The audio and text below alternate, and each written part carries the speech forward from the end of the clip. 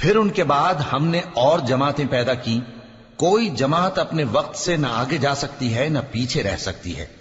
پھر ہم لگاتار اپنے پیغمبر بھیجتے رہے، جب کسی امت کے پاس اس کا پیغمبر آتا تھا تو وہ اسے جھٹلا دیتے تھے، تو ہم بھی بعض کو بعض کے پیچھے ہلاک کرتے اور ان پر عذاب لاتے رہے اور ان کو داستانے بنا کر چھوڑتے رہے۔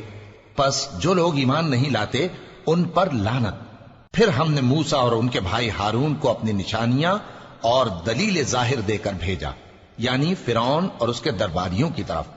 تو انہوں نے تکبر کیا اور وہ سرکش لوگ تھے۔ کہنے لگے کیا ہم ان اپنے جیسے دو آدمیوں پر ایمان لے آئیں جبکہ ان کی قوم کے لوگ ہمارے خدمتگار ہیں؟ تو ان لوگوں نے ان کی تکذیب کی، سو آخر ہلاک کر دیے گئے۔ اور ہم نے موسیٰ کو کتاب دی تھی تاکہ وہ لوگ ہدایت پائیں، اور ہم نے مریم کے بیٹے عیسیٰ اور ان کی ماں کو ایک نشانی بنایا تھا اور ان کو ایک اونچی جگہ پر جو رہنے کے لائق تھی اور جہاں نتھرا ہوا پانی جاری تھا پناہ دی تھی۔ اے پیغمبرو، پاکیزہ چیزیں کھاؤ اور عمل نیک کرو، جو عمل تم کرتے ہو میں ان سے واقف ہوں،